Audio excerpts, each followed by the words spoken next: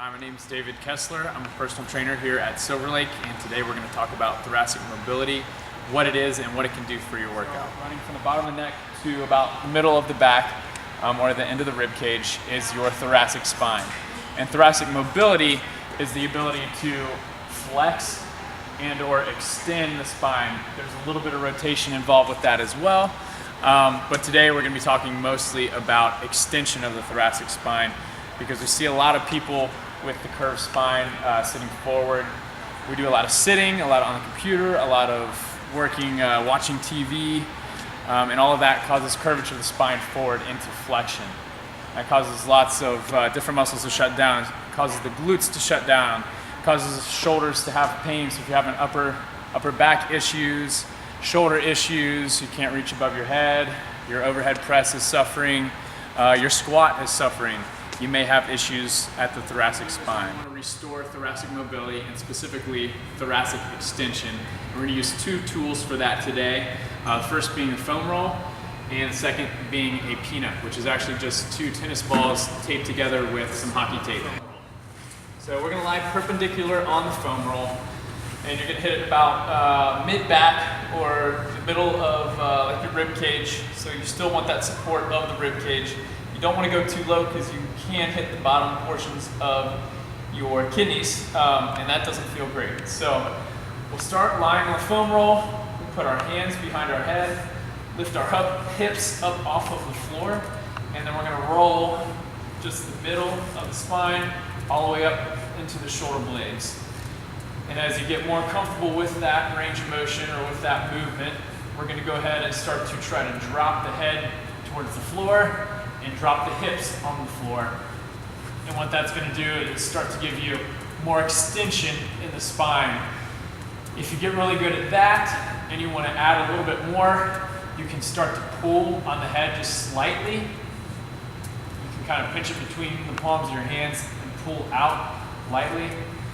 And that'll add a little bit of traction to the neck and to the upper back, and that can help with some of that extension and kind of opening up the spine. So after a couple minutes there, maybe about 25 to 30 rolls up and back on that, you're feeling a little bit looser, we're going to use the peanut. So we're going to set the peanut up on the floor, and we're going to eventually lay on the peanut so that it's right underneath the shoulder blades. So as you pull your shoulder blades down away from your ears, the tip of each of your shoulder blade should touch the tops of the ball, or each of the balls. So I'm going to lay back.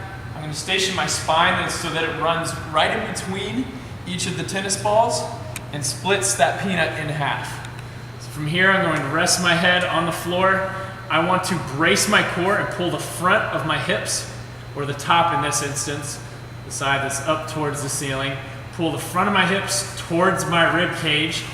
That braces my core and holds the low back flat to the floor. From here, I'm going to cross arms and we're going to start with some simple crunches. All right? Now I say simple, but I've been doing this for a while. So it's not a hard exercise, but it's not going to be a comfortable feeling with the two tennis balls lying in the middle of your spine. They're going to be digging into some probably sore muscles and likely some knots that are back there along the paraspinals as well. So from there, we're going to take both of our hands, face palms together, and we're going to reach up. That's called protraction. And then we're going to pinch the shoulder blades down and try to touch the tip of the shoulder blades to each side of the ball, or each side of the peanut. And that's called retraction. So protract, retract, protract, retract. I'm going to do that. I typically have my clients do that 10 times each. So fast forward, we're going to go to the next movement, and we're going to alternate. So I'll offset my hands so you can see. I'm going to go right arm only, protract, retract, left arm only, protract, retract. And I would do that alternating 10 times each hand. And then we're going to go alternating with each hand, one above the head, one down by my side. One above my head, one down by the side. All right, we're going to continue to work through that range of motion for 10 reps. And then ultimately we're going to bring both up, and then both are going overhead Keep in mind, the low back should be staying as flat as possible to the floor, even when you come up overhead. And the action of keeping the low back or the lumbar spine in place while the thoracic spine or mid-back has to extend over the balls is really what creates that thoracic extension or that mid-back extension. And that's really what we're going for.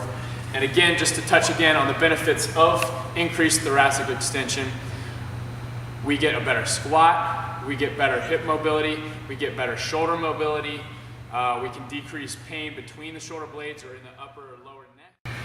For more information on mid-spine mobility or thoracic extension, feel free to stop by Silverlake and talk to me anytime. I'm always available, and my contact info is posted below in a link.